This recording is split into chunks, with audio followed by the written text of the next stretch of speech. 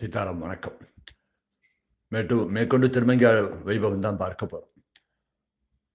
ஆழ்வார் கார்த்திகை மாசம் கார்த்திகை நட்சத்திரத்துல திருவதாரம் பண்ணார். அது நாளைக்கு வருது. கார்த்திகை மாசம் கார்த்திகை நட்சத்திரத்துல பெருமானோட நந்தகம் கூடிய அம்சத்துல திருக்குறையலூர் அப்படிங்கிற ஊர்ல திருவதாரம் பண்ணினார். சோழ ராஜாவுக்கு சேனாதிபதி இருந்தார். பின்னாடி ஒரு சிற்றரசா மங்கை மடம் கூடிய ஆண்டுன்னு வந்தாலும் இவருக்கு திருமங்கை ஆழ்வார்னு ஒரு பேர் வந்தது. பாவத கைங்கிறதுக்காக இவரே போய் கொள்ளடிச்சு அந்த கொள்ளடிக்கும் போது பகவானே இந்த வயலாளி மணாலானே கல்யாண கோலத்தை தானும் தாயாரும் அவர் ஆட்கொள்றார். திருமந்திர உபதேசம் பண்ணி அஷ்டாட்சத்தை உபதேசம் பண்ணி திருமந்திரம் ஆட்பட்டு அதுலேருந்து ஆழ்வார் ஆயிட்டார். அப்பதான் பாடினேன் வாடினே வாடி வருந்தினே மனத்தால் பெருந்தோய் இடம்பெயில் பிறந்தன்னு ஆரம்பிச்சு இந்த பாசுரத்தை ஆரம்பிச்சு இந்த பாசுரம் இந்த நாமம் சொன்னாலும் என்னென்ன பலன் குலம் தரும் செல்லவும் தரும். அப்போ சொல்ற துஞ்சும் போது அழமேன் துயர்வில் நினைமேன் துயரில் சொல்லிடும் நன்றான் நஞ்சுதாம் கண்டி நம் வினைக்கு நாராயணானம் சொல்றாருங்க. பொதுவா நாம சொல்ல எனக்கு டைம் இல்லைன்னு சொன்னா கூட படுத்துக்கும் போது கொஞ்சம் தூங்கறதுக்கு முன்னாடி கொஞ்சம் சொல்லும். ஒரு காலம் நான் தூங்கிடுவேன்னு சொன்னா கூட துயரம் எப்பப்பெல்லாம் வருவோ அப்ப நாராயணான்னு சொல்லும். அப்படின்னு சொல்லனா துயரமே இல்லை நீ சௌக்கியமா இருக்கேன்னா அப்ப நாராயணன் சொல்லும். ஏன்னா இந்த சம்சாரம் கூட வினைக்கு இந்த பிறவியும் கூட வினைக்கு நஞ்சுக்கு நாராயணம் தான் திருப்பி நஞ்சு. இப்போ விஷத்தாலும் முறிக்கணும் மாதிரி இந்த பிறவியான இந்த வினைக்கு நாராயணாமம் தான் நஞ்சுன்னு சொல்லி நஞ்சுதாம் கண்டி நம் வினைக்கு நாராயணாமம் சொல்லி நம்ம நாராயண் சொல்றது கெஞ்சற நாமம் சொல்றது கெஞ்சற. அது அனுபவம் சொல்ல நான் கண்டு கொண்டேன் நான் அனுபவிச்சேன் அது மாதிரி நீங்களும் அனுபவிங்கோ அப்படின்னு சொல்றாருங்க. இவருக்கு கொஞ்சம் அச்சாவத நிஷ்டம் ரொம்ப ஜாஸ்தி. அச்சாவத பெருமாட்டம் ரொம்ப ஈடுபாடு உண்டு. ஒரு சமயம் இப்படியே பெருமாள் மங்களாசாசனம் பண்ணிட்டே வரும்போது மயிலாடுதுறைன்னு சொல்லக்கூடிய மாயரத்துக்கு வர அங்க திருந்தடம் கஷேத்திரம். திருந்தனா அந்த இந்துன்னா சந்திரனுக்கு சாபம் தீர்த்தமா கஷேத்திரமா இருக்கிறது திருந்தடூர்னு பேரு. பொதுவா அங்க அந்த பெருமாளுக்கு பேர் பரிமளரங்கநாதன் பேர். அழகான சயன கோலம் சங்கு சக்கரத்தோடய படுத்துட்டு இருப்பார். எப்பவுமே சயன கோலத்துல சங்கு சக்கரம் வச்சுக்க மாட்டான். ஆனா சயனத்து கோலத்துல சங்கு சக்கரத்தோட படுத்துட்டு அழகான ஒரு சயன கோலம் பரிமளரங்கநாதன். நல்ல கம்முன்னு அந்த வாசனை வீசும் அவருக்கு. அந்த பரிமளரங்கனான அவர் சயனிச்சிருக்கும் போது அவர் சேவிக்க வரும்போது கொஞ்சம் லேட் ஆயிடுச்சு. இதுக்கு முன்னாடி உள்ள பார்த்தன் பள்ளியும் கூட திவ்யதேசத்தை மங்களாசாசம் மட்டும் வரும்போது ராத்திரி ஆயிடுத்து நட சாத்திட்டு போயிட்டான். நட சாத்திட்டோடனே பெருமாளை பார்க்கணும் ஆர்வம் காட்டுறார். பெருமாள் பார்த்து வாசலே நிற்கிறார். உடனே பெருமாளை பார்த்து சொல்றார், நும்மை தொழுதோம் நுண்தம் பணி செய்திருக்கும் அடியோம் இம்மைக்கு இன்பம் பெற்றோம் எந்தா இந்தலூரீரே எமக்கழித்தாக கரும் வேலை யாவா என்றிறங்கி நம்மை ஒரு கால் காட்டி நடந்தால் நாங்கள் உய்யோமேன்னு ஆசைப்படுறேன். உன்னை தொழறதுக்காக வந்திருக்கேன், சேவிக்கிறதுக்காக வந்திருக்கேன், உனக்கு கைங்கரியம் பண்ணதுக்காக வந்திருக்கேன். அப்படிப்பட்ட இன்பம் பெற்றிருக்கோம் நாங்க உனக்கு கைங்கரியம் பண்ணி இன்பத்தை நீ தானே கொடுத்த. எனக்கு நீ ஆட்படு கைங்கரியம் பண்ணு அப்படியே எங்களுக்கு ஒரு கர்மத்தை சொல்லி அப்புறம் இப்படி இறங்காம கதவை சாத்தினா என்ன அர்த்தம்? நம்மை ஒரு கால் காட்டி நடந்தான். ஒரு கால் வெளியில ஒரு கால் சயனமானா கூட புறப்பட்டு வெளியில வாயே ஒரு நடகையான பார்க்கிறேன்னு சொல்றான். இங்கே சயனிச்ச அப்புறம் காலப்போ அடுத்த நாள் சுப்பிரபாதம் போது தானே பெருமாள் எழுப்பணும் அப்படின்னு சொல்ற. அப்படி சொல்லும் போது பெருமாள் சொல்ற, அதனால என்ன இன்னைக்கு ஒரு நாள் இங்க தங்கு, எப்பவும் சேத்திரவாசம் பண்ணணும், இங்க அழகா இந்த திருவெந்தூர்ல ஒரு நாள் ராத்திரி தங்கிட்டு காலப்புறம் பிரபோதனம் பாடேன் அப்படின்னு சொல்றாரு. அவர் சொல்ற, அதுக்கெல்லாம் எனக்கு டைம் இல்லை, எனக்கு பல திவ்யதேச பெருமாள் வெயிட் பண்ணிட்டு இருக்கார். முக்கியமா பக்கத்துல தேரந்தூர் கூடிய திவ்யதேசம் இருக்கு, ஆமரியப்பர், அவர் எனக்காக காத்துட்டு இருக்கார். அவருக்கு போய் நான் மங்களாசாசனம் பண்ணும் அப்படின்னு சொல்றாரு. பெருமாள் சொல்ற, காசி வழி திகழும் வண்ணம் காட்டீர் எம்பெருமா வாசி வள்ளி இந்துலூரே வாந்தே போம் நீரேன்னு சொல்றாரு. பெருமாள் இல்லப்பா அது முறை இல்லை, நட சாத்துட்டா அப்புறம் காலம்பரம் தான் திறக்கணும், அது அழகு இல்லப்பான்னு சொல்லும் போது காசின் வழி நீ அழகான தங்க ரேக்குக்கு உள்ள தக தக தகன் சயனிச்சுட்டு இருக்கா இல்லையா, காசின் வழி திகழும் வண்ணம் காட்டி எம்பெருமான் வாசி நல்லதான் பேசுறேன், என் அடியார ஒரு காலம் நான் கைவிட மாட்டேன், அவளுக்கு நான் முதல்ல நான் என்னோட கருணையை காட்டுவேன் அப்படிலாம் பேசுறேன். இந்துலூரே வாழ்ந்தே நீங்களே வாழ்ந்துங்கோ, நீங்களே க்ஷேமமா இருக்கோ, நீங்களே வாழ்ந்து போங்கோ அப்படின்னு சொல்லி நீங்களே வாழ்ந்துங்கோ அப்படின்னு சொல்லி நான் போறேன்னு கோபம் காட்டின்னு கிளம்பிட்டார். வாழ்ந்தே போம் நீரேன்னு பெருமாள் சபிக்கிற மாதிரி இருக்குது. நீங்களே வாழ்ந்துங்கோ அந்த ஊர்ல, நான் பாடினா நான் பாடாட்டா உங்களுக்கு என்ன குறை, நீங்களே வாழ்ந்துங்கோ வாழ்ந்தே போம் நீரேன்னு திரும்புறாராம். திரும்ப பெருமாள் சொல்ற, அப்படி போகாத கலியா, இதை பாடாம போகாதேன்னு சொல்றான். பாடாம போனா போன்னு சொன்னா உடனே பண்ணப்பட தன்னோட வியாபகத்தன்மையை காட்டுறான். எங்கேயும் நான் இருக்கேன், நான் கோவிலுக்குள்ள மட்டும்தான் இருக்கேன் நான் பாரு அப்படின்னு சொல்லி தன்னை பரத்துவ நிலையை முதல்ல காமிக்கிறான். எங்க பார்த்தாலும் பார்த்தா எங்க பார்த்தாலும் பெருமாளா தெரிகிறார். போருமான்னு கேட்டார். அவர் சொல்ல, இது போரும், இது வந்து பார்க்கறது நான் இங்க வர வேண்டிய அவசியம் இல்லை, எங்க ஊர் திருவாலி திருநகரிலேயே இதை நான் இப்படி தரிசனம் எனக்கு கிடைச்சிரும் அப்படின்னு சொன்னார். திரும்பி கிளம்ப பார்த்தா, ஆஹா, அடுத்த வியூக நிலம் கிடையாது, சீதாப்தி நிலையை காமிச்சார். பார்க்கடல பாரு எவ்வளவு அழகா பள்ளி கொண்டிருக்கேன், அதை பாரு, அதை பார்த்துதான் பாடேன் அப்படி. சீதாப்தி நிலையை பார்த்து சந்தோஷப்பட்டேன். சந்தோஷப்பட்டு திருப்தியான்னு கேட்டேன். இது பார்க்கறது நான் இங்க வர வேண்டிய அவசியம் இல்லையா? பொதுவா பாவத்துல அமிர்த மதனம்னு கட்டம் இருக்கு, நீ எப்படி அமிர்தத்தை பரிமாறினேன்னு ஒரு கட்டம் இருக்கேங்க. பார்க்கடல வந்து தேவர்கள்லாம் பிரார்த்திச்சுதான் அந்த பார்க்கடல் நீ கடைஞ்ச கட்டங்கள்லாம் இருக்கு, அதை நான் படிச்சாலே போறோம், எனக்கு அந்த ஸ்மரணம் வந்துடும், அந்த தியானம் வந்துடும், அதுக்கு நான் இங்க வர வேண்டாம்னு சொல்லிட்டாராம். அப்புறம் சரி விபவ அவதாரம் சொல்லி முதல்ல மத்ஸ்யாவதாரத்திலேருந்து ஆரம்பிச்சு ஒரு அவதாரம் காமிச்சு ராமாவதாரம் கிருஷ்ணாவதாரம் எல்லா லீலைகளும் காமிக்கிறார். அப்படியே பார்த்தா ஒரு சினிமா மாதிரி ஒரு கண்ணுக்கு தெரியுது. எல்லா லீலையும் பார்த்தா அழகா பார்த்துட்டே இருக்கா, ரொம்ப சந்தோஷப்படுறா, ஆகா நன்னாதான் இருக்கு, இது திருப்தியா கேட்டேன். இது வளர்த்துக்கு நான் ஏன் இங்க வரணும்? பொதுவாக அவதாரத்தை அனுப்பிங்கன்னா ஒரு இடத்துல உட்காந்துட்டு நான் ராமாயணம் பாராயணம் பண்ணாலோ ஸ்ரீமத் பாகவதம் பாராயணம் பண்ணாலோ அதை ஒன்று அந்த லீலைகள்லாம் என் மனசுலேயே தான் இருக்கு, நான் அதை நினைச்சு சொல்றேன், இதுக்கு நான் இந்த க்ஷேத்திரத்துல பார்க்க வரணுமா? அப்புறம் சொன்னா உன் இதயத்திலே இருக்கேன் கலியா, உள்ள பாருன்னு சொல்ல இதயத்துல அந்தர்யாமியா தரிசனம் கொடுக்குறாராம், பிரகாசிச்சு தரிசனம் கொடுக்குறாராம். இதயத்துல பார்த்தோன்னா இது திருப்தியான்னு கேட்டா, இது திருப்தியில இது எங்க வேணா உட்காரமே, ஒரு மரத்தடியில் உட்காந்து கூட நான் தியானம் பண்ணலாம் இந்த ரூபத்தை. இதுக்காக அவர் அந்தர்யாமி தியானம் பண்ணதுக்கு கோவிலுக்கு வருமானே, எனக்கு உள்ள இருக்க கோவில நீ உள்ள எப்படி சயனிச்சிருக்கோ அந்த கோலத்தை பார்க்கணும்னு அட்டம், அந்த கோலத்தை பார்க்கணும்னு அட்டம் பிடிச்சோடனே சரி நான் கிளம்புறேன், அதனால என்ன இந்த வாழ்ந்தே போம் நீரே, அதனால என்ன ஆச்சுன்னு கிளம்பிட்டோம். உடனே பெருமாளுக்கு பெரிய நினைச்சாரா, இவர் பாடாமப்பட்ட நமக்கு நஷ்டமாச்சு, ஏன்னா ஆழ்வார் பாடாட்டால் திவ்யதேசம் இல்லை, எங்கெங்கெல்லாம் ஆழ்வார் பாடியிருக்காளோ அந்த பெருமாள் அதுதானே திவ்யதேசம் கொண்டாடப்படுது. அப்ப நாளைக்கு இந்த திருந்தலம் கூட இந்த மாயரன் கஷேத்திரம் திவ்யதேசம் ஆகான்னு சொல்லி உடனே பட்டரை எழுப்பினாராம். பட்டர் சொப்பனத்துல போட்டு உடனே வந்து கதவை தர ஆழ்வான் வந்திருக்கான்னு சொல்ல உடனே போய் கதவை திறந்து தரிசனம் காமிச்சாராம்.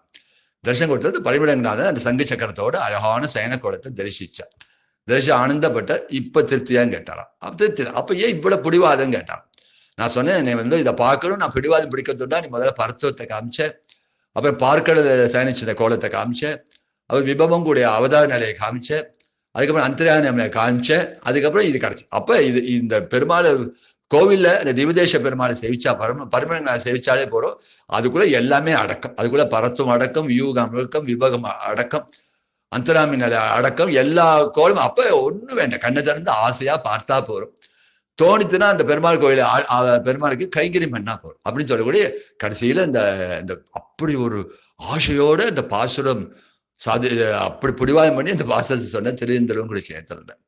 அப்புறம் அது பக்கத்துல சிறுபுலியூர்னு ஒரு ஊர், அங்க வந்து ரொம்ப அருமாக்கடல்னு பெருமாளுக்கு பேரு, கிருபா சமுத்திரன்னு. அங்க ரொம்ப சின்ன உருவம் இருந்தா அங்கேயும் 10 பாசனம் ரொம்ப அருமையா அனுபவிக்கிறார்.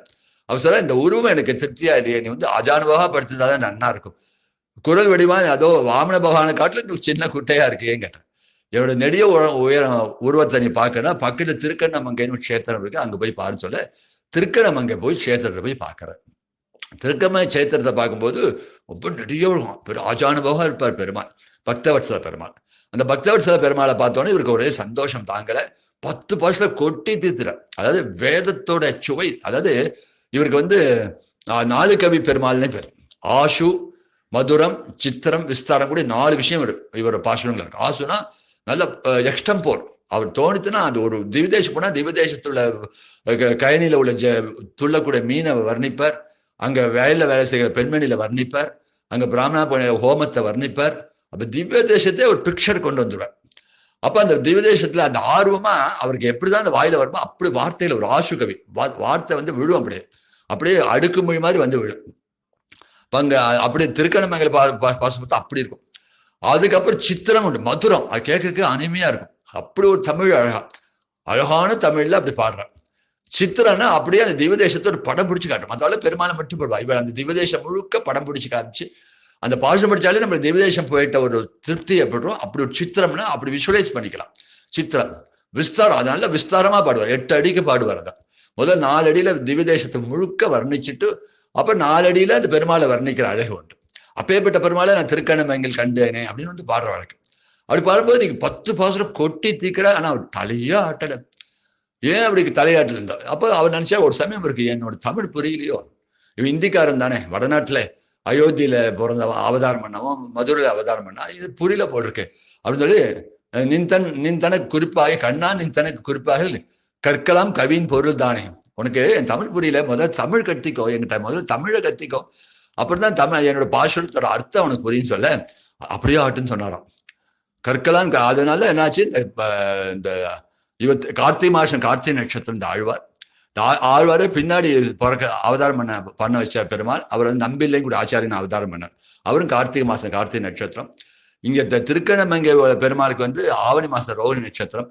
அந்த பக்தவத்சல பெருமாளை திருப்பி பெரியவாச்சாம்பி அவதாரம் பண்ணி இதே நம்பிகள்கிட்ட வந்து 4000 பாசுரத்துக்கு அர்த்தம் கேட்டு அதுக்கான வியாக்கியானம் ஒரே எழுதின அழகு உண்டு. அப்ப பெருமாளே வந்து சிஷ்யனா வந்து அடுத்த அவதாரத்துல அடுத்த பிறையில பெருமாளே சிஷ்யனா வந்து இவர்கிட்ட தமிழ் கத்தின்றார் ஒரு கதை உண்டு. ஒரு சமயம் இங்க வந்து என்னாச்சுன்னா திருநின்ற ஊரும் க்ஷேத்திரம். இங்க அவருக்கு பத்தராவி பெருமாள் பக்தவத்சல பெருமாள் தான். திருக்கணமங்கையில எப்படி அந்த பக்தவத்சல பெருமாளோ அது மாதிரி இங்கே பக்தவத்சல பெருமாள். இந்த திருநின்ற ஊர்ல வந்து சேவிக்க வந்தார். என்ன பெற்ற தாயாரும் இந்த தாயாருக்கு ரொம்ப அழகான நாமம். போகும்போது தாயார் பெருமாள் ஏகாந்தமா வந்தார் சேவிச்சுட்டு கிளம்பிட்டார். பாடவே இல்லை.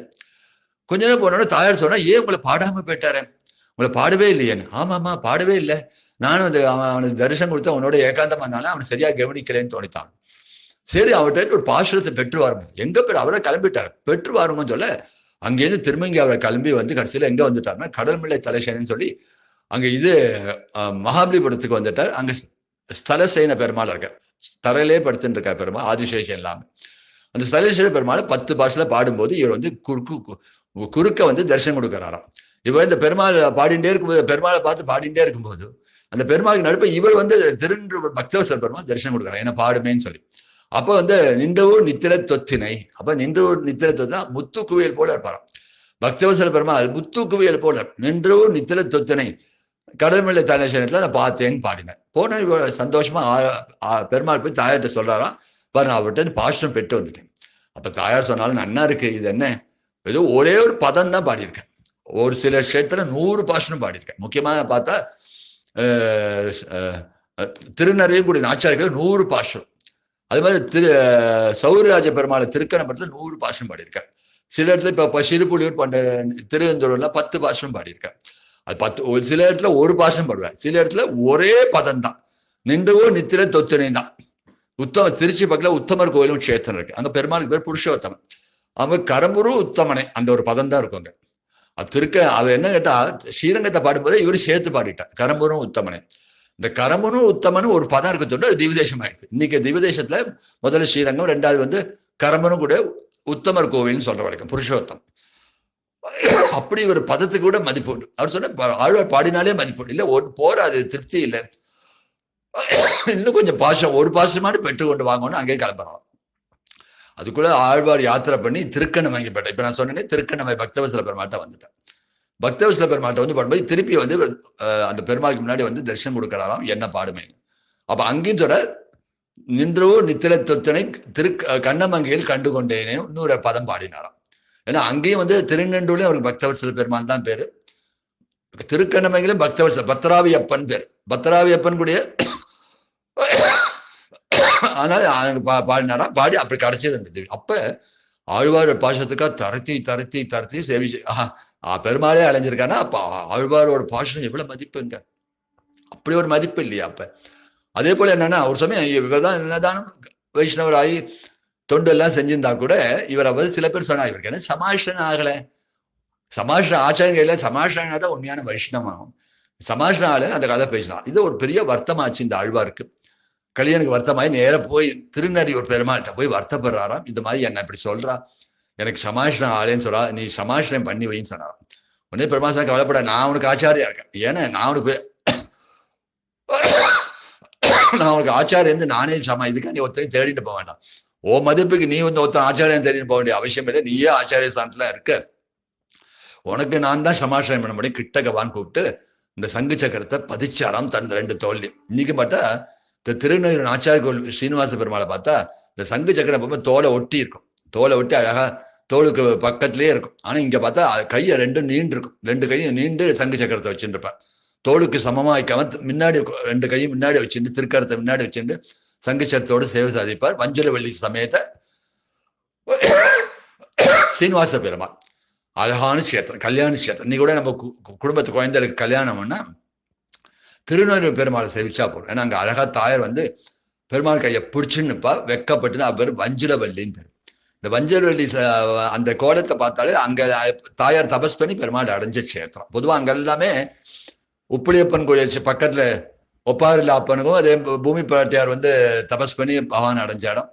அதே மாதிரி இங்க தாயார் ஸ்ரீதேவி வந்து பகவானை தபஸ் பண்ணி அடைஞ்ச இடம். அதனால இங்க வந்து ஒரு கல்யாணம் ஆகணும் ஒரு பிரார்த்தனை இருந்தால் திருநெல்வேலியில போய் பெருமாள் சேவிச்சுன்னு பிரார்த்தனை பண்ணிட்டா அதுக்கு நடக்கும்னு சொல்லுவா. நிற்கும் வஞ்சரவடி அழகாக தானி கோடிண்டு பெருமாள் கையை பிடிச்சிருந்து அப்படியே கல்யாண கோட்டில் இருக்க மாதிரியே இருக்கும். அப்ப அந்த 2 திருக்கரங்கள் முன்னாடி வந்து இவருக்கு சமாசனம் பண்ணி வச்சனால அவர் ஆச்சாரியனா பேட்டார். இந்த ஆச்சாரியம் போத்தோண்டு கிட்டத்தட்ட 100 பாசனம் கொட்டி தீர்த்துட்டார். திருநெல்வேலி ஒரு திருமொழி, இவரோட அந்த பெரிய திருமொழின்னு சொல்றது திவ்யதேசம் முழுக்க யாத்திரை பண்றான். நான் ஏற்கனவே சொன்னேன், இது 82 திவ்யதேசங்களை இவர் மங்களாசாசனம் பண்ணிருக்காரு. இந்த பெரிய திருமொழின்னு சொல்றது 1084 பாசனம். இந்த 1084 பாசனம் பார்த்தா 100 பாசனம் முழுக்க ஒரு திருமணி ஒரு ஒரு ஒரு 100 பாசனம் சேர்ந்தாப்புல இந்த திருநெல்வேலூர் ஸ்ரீனிவாசனை பாடிப்பார். அதே மாதிரி இந்த சமாசனம் பண்ணி வச்சுட்டார். பண்ணிட்டு அவருக்கு வந்து அஷ்டாட்சரம் ஏற்கனவே உபதேசம் பண்ணிட்டார். அஷ்டாட்சரம் உபதேசம் அதோட அர்த்தம் தெரிஞ்சுக்கணுமே, அஷ்டாட்சரம் தெரியும். அப்ப அந்த சமாசனம் பண்ணும்போது சில சமயம் சொல்வா, சில சமயம் சொல்ல மாட்டான். அப்ப நம்ம 6 மிகுதியில போய் ஆச்சாரியன் திருப்பி அர்த்தம் கேட்கலாம். அப்படி இவருக்கு அர்த்தம் தெரிஞ்சுக்கணும்னு ஆசைப்பட்டு சௌரராஜ பெருமான திருக்கணபுரம் போய் அந்த அர்த்தம் கேட்க சௌரராஜ பெருமான் திருக்கணபுரத்துல இவருக்கு அந்த அஷ்டாட்சரத்தோட அர்த்தத்தை சொன்னாராம். அதனால அவரும் ஒரு ஆச்சாரியனா போயிட்டார். அதனால என்ன ஆச்சுன்னு கேட்டா திருக்கணபுரம் சௌரராஜனை 100 பாசனம் முழுக்க ஒரு 100 பாசனம் சேர்ந்தாப்புல ஒரு 10 திருமொழி பாடிடுறாரு திருக்கணபுரம் சௌரராஜன்ட்டு. அப்படி என்ன அவர் சொல்வார், திருநகரி இன்னைக்கும் போனா அவர் அழகான திருமங்கியாளா இருக்கு. அந்த திருமங்கி அந்த திருவாளி மன்னால பாடும்போது சொல்றாரு, என் முற்றத்திலேருந்து நான் பார்க்கிறேன் சௌரராஜனை பார்க்கிறேன், திருக்கணபுரத்தை பார்க்கிறேன், அவரை பார்த்து நான் காதல் கொள்றேன், மையல் கொள்றேன்னு கூடிய அனுபவம் எல்லாம் உண்டு. அப்ப எங்க போனாலும் இந்த திருக்கணபுரத்து பெருமாட்ட அந்த வாசுரத்தோட அஷ்டாத்திர திருமந்திரத்தோட அர்த்தத்தை தெரிஞ்சுட்டு அவரையும் தன் ஆச்சாரியனா பாவிச்சுட்டு அவர் மேல 100 பாசனம் சமர்ப்பிக்கிறார். அப்படி இவர் எல்லோட பாசனம் ஒஷ்டி. இப்ப சித்தமேடு சொன்னேன், அது 1084 பாசனம் உண்டு. அது எல்லாம் பார்த்தா திருப்பிருதியும் கூடிய இமயமலையில இருக்கக்கூடிய திவதேசம் பரவாசுதேவனா இருக்கு. அதுல இருந்து ஆரம்பிச்சு கடைசியில எங்க முடிக்கிறார், திருக்குறுங்குடியில வந்து முடிக்கிறார். திருக்குறுங்குடி சொல்லி கன்னியாகுமரி கிட்டக்க இருக்கு, கொஞ்சம் கிட்டத்தட்ட தள்ளி போனா கொஞ்சம் கன்னியாகுமரி வந்துடும். அப்ப இந்த இமயமலையிலேருந்து ஆரம்பிச்சு கன்னியாகுமரி பரியந்தம் ஒரு பாரத தேச யாத்திரை. அது பொதுவா ஆழ்வாரோட பாசுரத்தையே அனுபவிச்சுருந்தா ஒரு யாத்திரையே பண்ண திருப்பிருதி வர்ணத்துக்கே சொல்ல, திருப்பிருதி, பத்ரிகாசிரமம், நைமிஷாரண்யம், சாலிகிராமம், அப்புறம் வந்து திருப்பதியிலேருந்து உள்ள காஞ்சிபுரத்துலேருந்து உள்ள நைசா உள்ள வந்து சிதம்பரத்தை திருநாங்கூர் கஷேத்திரங்கள் எல்லாம் அழகான 11 திவ்யதேசம். இன்னைக்கும் 11 கெழுசேவம் அங்க ரொம்ப விசேஷம். தை மாசம் அமாவாசை எல்லா பெருமாளும் கிளம்பி அங்க திருமணிக்கூட பெருமாள் கிட்ட அந்த கோவிலுக்கு வந்து சேர்ந்துருவார். ஆழ்வாரும் என்ன பண்றார், தன்னோட ஊரான திருநகரி, அழகான திருநகரிலேருந்து கிளம்பி வந்து அந்த எல்லா பெருமாளும் காத்துன்னு இருப்பார். பெருமாள் அந்தந்த பெருமாள் வந்து அந்த ஆழ்வார்கிட்ட வந்து நிற்பார். ஆழ்வார் வந்து அந்தந்த பெருமாள்கிட்ட போய் அந்தந்த 10 பாசிடும். அந்த திருமணிக்கூட குடமாடு கூத்தன், செம்பன் ரங்கர், வைகுண்ட விண்ணகரம், வன்புருஷோத்தம், அப்படியே 11 திவ்யதேசம். ஒரு சின்ன இடத்துல ஒரு சின்ன கிராமத்திலே 11 திவ்யதேசம் இருக்கு. அந்த பெருமாள் வந்து அழகா அந்த பெருமாளை வந்து அப்படி பாடுவார். முன்னாடி வந்து ஒரு 10 பாசனம் வாங்கிட்டு மங்களாசனம் பண்றது. அப்புறம் 11 கெடு சேவை நீக்க விசேஷம். அது மட்டும் இல்லை, அந்த வேடுபரி பார்க்கணும். இன்னைக்கு எல்லா கஷேத்திலும் வேடுபரி, ஆனா உண்மையான வேடுபரி எதுன்னு கேட்டா திருநறி நடக்கிற வேடுபரி தான்.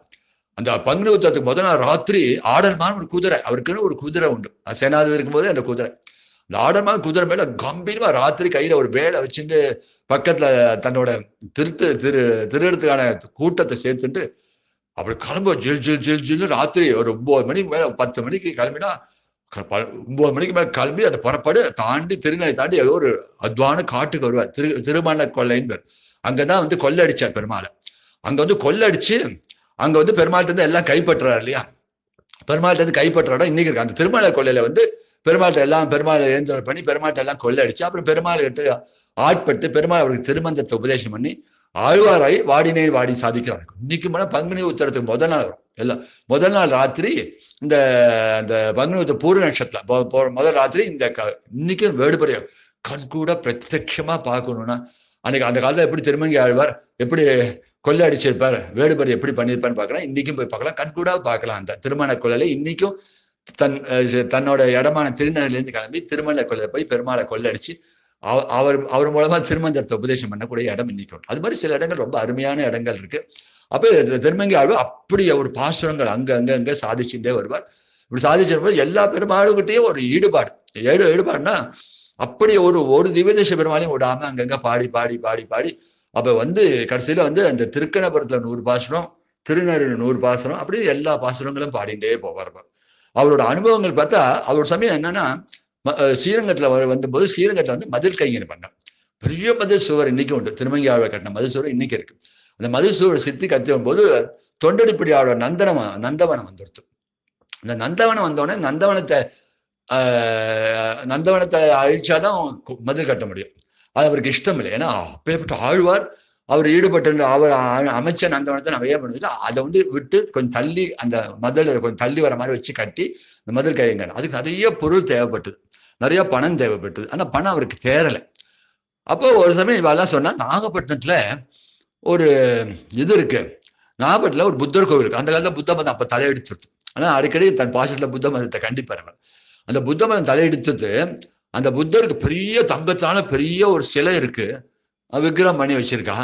அது அப்படின்னு சொல்லி காதல் கேட்டான். அப்ப பார்த்தா அந்த புத்தருக்கு எதுக்கு தங்க சிலை? புத்தர் ஆசையை ஒழிக்கணும்னு சொன்னார். அவருக்கு தங்க சிலை வேண்டிய அவசியமே இல்லையே அப்படின்னு சொல்லிட்டு இவர் என்ன பண்ணார், அது எப்படியான கொண்டு வரணும் வச்சா. இவருக்கு அந்த திருட்டு சுபாவம் உண்டு. ஏன்னா பெருமாள் கைங்கிறதுக்காக எது வேணா செய்வார். அப்படி ஒரு இது.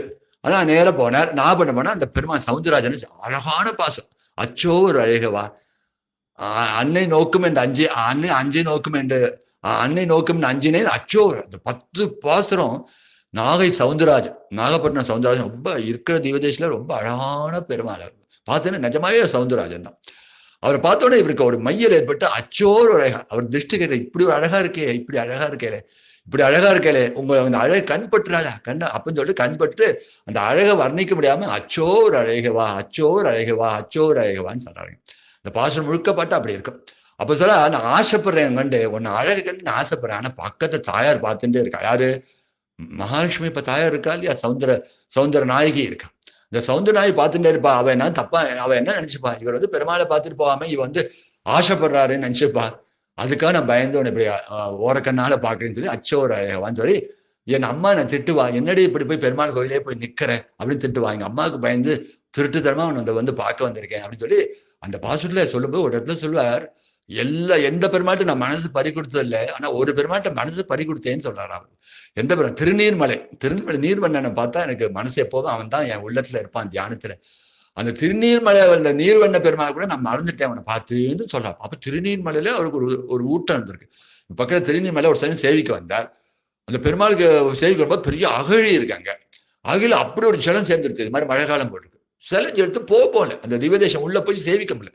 அப்ப என்னன்னா 6 மாச காலம் வெயிட் பண்ணாராம். ஏன் வெயிட் பண்ண? அந்த அகழி ஜலம் எல்லாம் வத்தட்டும், அதுக்கப்புறம் நம்ம போகலாம். ஏன்னா அப்படி சூழ்ந்துருத்து சேத்திரத்தே அந்த ஜலம் சூழ்ந்துருத்து. அப்ப மயிலாடுதுறையில ஒரு நாள் ராத்திரி வெயிட் பண்ண மாட்டேன்னு சொல்லி கோச்சிட்டேன். வாழ்ந்தே போம் நீரேன். அதே திருநீர்மலையில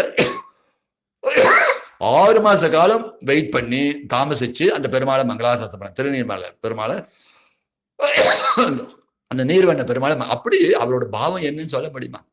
உடனே இவர் நாகப்பட்ட போனேன். பெருமாள் சேவிச்சா நல்லா சேவிச்சுட்டு நைஸா போனார். புத்தர் கோயிலுக்கு போனார். புத்தர் கோயிலுக்கு போய் புத்தர் பார்த்தா இவ எப்படி அந்த ஸ்தலம் அவ்வளவு அழகா இருக்கு. அது நிறைய தங்க இருக்கு. அதை கொண்டு வந்தா பெருமாளோட மதில் கைங்கரை எல்லாம் கட்டி அது மொத்தம் இல்ல. பெருமாளுக்கு விமானம் தங்கத்தான வேணும்னு நினைச்சேன். காயத்ரி விமானம் இருக்கு இல்லையா, அந்த விமானத்தை தங்கத்தான இன்னைக்கு கூட ஸ்ரீநகர்ல தங்க விமானம் இருக்கு. அவர் பண்ணதுதான் அது. அந்த தங்கத்தினால வேஞ்சுன்னு நினைச்சேன். அதுக்கு தங்கம் கிடைச்சிருத்தேன்னு சந்தோஷப்பட்டார். அதுக்காக என்ன பண்ண, அங்க போய் புத்த பிக்ஷரோட இவர் மொட்டை அடிச்சுன்னு ஒரு புத்த பிக்ஷ மாதிரி ஆகி அவளிடையே பழகி பார்த்து நைஸா ஒன்னா இவெல்லாம் தூங்கும்போது ராத்திரி அந்த சிலையை பார்க்க முடியல. அதை ஏதோ யந்திரம் போட்டு பிரதிஷ்டை பண்ணிருக்கா, சேர்க்க முடியல. அப்புறம் அடுத்த நாள் நைஸா பேசுகஞ்சு இது எப்படி இந்த சிலையை நிர்வாகம் பண்ணா இது அற்புதமா இருக்கேன்னு கேட்கும்போது இது மாதிரி இந்த ஆள் ஸ்தபதி பண்ணான்னு சொல்ல அந்த ஸ்தபதிகிட்ட போய் கொஞ்ச நாள் பழகி அவர் நைஸா ஏமாத்தி அவர்கிட்ட விஷயத்தை தெரிஞ்சு ராவா எல்லாம் தூங்கும்போது அந்த யந்திரத்தை அப்படி சுழட்டி அந்த விக்கிரத்தை எடுத்துட்டார். புத்தர் விக்கிரத்தை ஓடி வர ஓடி வரும்போது புத்த பிக்ஷுக்கு தடுத்துறலாம். தடுத்தும் போது என்ன, பக்கத்து திருக்கண்ணங்குடிய திவ்யதேசம் நாகப்பட்டினம் பக்கத்துல திருக்கண். அது சௌமிய நாராயணன் இந்த பெருமாளுக்கு. அங்க ராத்திரி வந்தோடனே இவர் நைசா என்ன பண்ணா ஒரு நிலத்துல மண்ணை பறிச்சு வெட்டி அந்த புத்த சிலையை புதைச்சுட்டு பேசாம இருந்துட்டான். இவா தேடின்னு போயிட்டான். அடுத்த நாள் காலம் போய் அந்த அந்த சிலையை எடுக்கிற புத்த சிலையை எடுக்கும்போது அந்த நிலத்துக்கு உரிமைக்காரன் வந்து, அந்த நிலத்துக்கு சொந்தக்காரன் வந்து என் நிலத்துல தான் எடுக்க, எனக்கு தான் சொந்தம் பேசணும். இல்லப்பா நான் தான் நேற்றுக்கு ராத்திரி புதைச்சேன், அது எனக்கு தான் இவா இருக்குல்ல வாக்குவாதம் வந்துருச்சு. ஓ அப்போ வேண்டாம், உனக்கு வேண்டாம், எனக்கு வேண்டாம், ராஜா அரசுகிட்ட ஒப்பிச்சிருவோம். இவர் கோபம் வந்து எவ்வளவு எவ்வளவு கஷ்டப்பட்டு வந்தாலும் உனக்கு தெரியான்னு சொல்லி அந்த கோபத்துல சபிச்சாராம். என்ன சபிச்சாருன்னா, தோழா வழக்கு, இந்த ஊர்ல வந்து எந்த வழக்கு போட்டாலும் பஞ்சாயத்துல எதுவும் தீர்ப்பே ஆகாது, வழக்கே தீராது, தோழா வழக்கு. உறங்கா புலி. உறங்கா புலி என்ன அர்த்தம் கேட்டா, இங்க புளிய மரம் தூங்கும், தூங்கு மூஞ்சி மரம் பேர், இங்க புளிய மரம் கூட தூக்கம். ஆனா இந்த ஊர்ல ஒருத்தருக்கும் தூக்கம் இருக்காதுன்னு சொல்லிட்டான். அப்புறம் என்ன பண்ணார், ஊரா கிணறுன்னு சொல்றார். ஊரா கிணறுன்னு சொன்னா கணத்துல இருந்து தண்ணி ஊறவே, இன்னைக்கு கூட இந்த திருக்கண்ணங்குடியில எந்த கிணத்துலயும் ஜலம் இருக்காது. ஏன்னா முக்கியமா விவசாயத்துக்கு ஜலம் வேணும் இல்ல, தண்ணீர் வேணும் இல்ல, அந்த தண்ணி இருக்காது. அப்படி அந்த கோபத்துல அப்படி சபிச்சுட்டு வந்தான். சபிச்சுட்டு அப்புறம் அந்த விக்கிரத்தை எடுத்துன்னு வந்து அப்படி வந்து புத்த பிக்ஷர் வந்து கேட்கிறா, எங்க புத்த அதை வச்சு நல்லா புத்தர் பிக்ஷ நைஸா என்ன பண்ணிட்டார், அழிச்சிட்டு அது அழகா தங்கத்தான வெஞ்சிட்டேன். இன்னைக்கு ஸ்ரீரங்கத்தை அந்த பாக்குறோம் இல்லையா, அந்த விமானத்துக்கு மேலே தங்க வச்சேன், அது சுவாமி திருமங்கியாழ்வார் பண்ணதுதான். அப்ப என்ன பண்ண, இவ வந்து கேட்டோன்னே இல்ல அப்ப தரேன் இப்ப தரேன் சால்ஜாப் சொன்னேன். அப்புறம் கடைசியில ஒரு சுண்டு விரல் குறையாம தரேன்னு சொல்லி கடைசியில் எழுதி கொடுங்க கேட்கும் போது ஒரு சுண்டு விரல் குறையாம தரேன்னு சொன்னார். உடனே சொன்னாலும் திருப்பி போயிட்டான். திருப்பி அடுத்த தடவை கேட்கும் போது ஒரு சுண்டு விரல், நல்ல புத்த பிக்ஷத்தை விட கெட்டிக்காரன், முன்னாடியே புத்த பிக்ஷத்தை அந்த சுண்டு விரலை வந்து எடுத்து வச்சிருந்தாராம், கொடுத்தாராம். அவா சொன்ன நல்ல முழு சிலையை கொடுக்காம இதை வண்டி கொடுக்குறேன்னு சொல்லி வாக்குவாதம் பண்ணி இவ வந்து நீதிபதி கிட்ட போனான். அப்ப ஏதோ ஒரு வழக்கு மன்றம் இருந்திருக்கு. அங்க போனேன்னா இவர் எழுதி கொடுத்தபடி என்ன சுண்டு விரல் குறையாம தரேன், சுண்டு விரல் தரேன்னு தான் நான் சொல்லியிருக்கேன், இவன் என்ன முழுசா கேட்டா நான் என்ன பண்ணுவேன் அப்படின்னு சொல்லி கடைசியில் இவ பக்கம் தீர்ப்பாயிடுச்சு. இன்னைக்கும் அந்த தங்க விமானத்தை பார்த்தா திருமங்கியாழ்வார் அப்படி ஒரு ஊட்டமான கைங்கரியங்கள் பண்ணி பெருமாள் கைங்கிறதுக்காக எந்த அளவுக்கு நம்ம கொள்ளடிக்கிற அளவுக்கு கூட போய் அவர் அந்த ஒரு சாதுரியம், அந்த ஒரு சமத்காரம், அந்த ஒரு கெட்டிக்காரத்தனம், அதெல்லாம் இந்த ஆழ்வாருக்கு ஒரு தனிச்ச. அது மட்டும் இல்ல, பெருமாளோட சகஜமா பேசுவார். பேசுன்னா பார்த்தா ஒரு சக்கியபாவத்தோட பேசுவார். இவன் திருநெடுந்தாண்டகம், திருக்குடுந்தாண்டகம், திருஎழுக்கூட்டிருக்க, பெரிய சிறிய திருமலை, பெரிய திருமலை கூட 6 பிரபந்தம். எப்படின்னா 4 வேதங்கள் இருக்கு, 6 சாஸ்திரங்கள் இருக்கு. 4 வேதத்துமே தமிழா கொடுத்தார் சுவாமி நம்மாழ்வார். அதுக்கு அங்கமாக கூட 6 சாஸ்திரத்தை 6 பிரபந்தமா இவர் கொடுத்தான்னு கூடிய வைபவம், அழகான வைபவம். இந்த திருமங்கை வைபவத்தை மேற்கொண்டு நாளைக்கும் ஒரு நாள் தொடரக்கூடிய பாக்கியம் நமக்கு கிடைக்கட்டும். சீதாராமன் கிருப்பையால் கிடைச்சி சுவாமி திருமங்கை திருவில்லிய சரணம். குருநாதர்கள் ஸ்ரீ ராமார்ப்பணம்.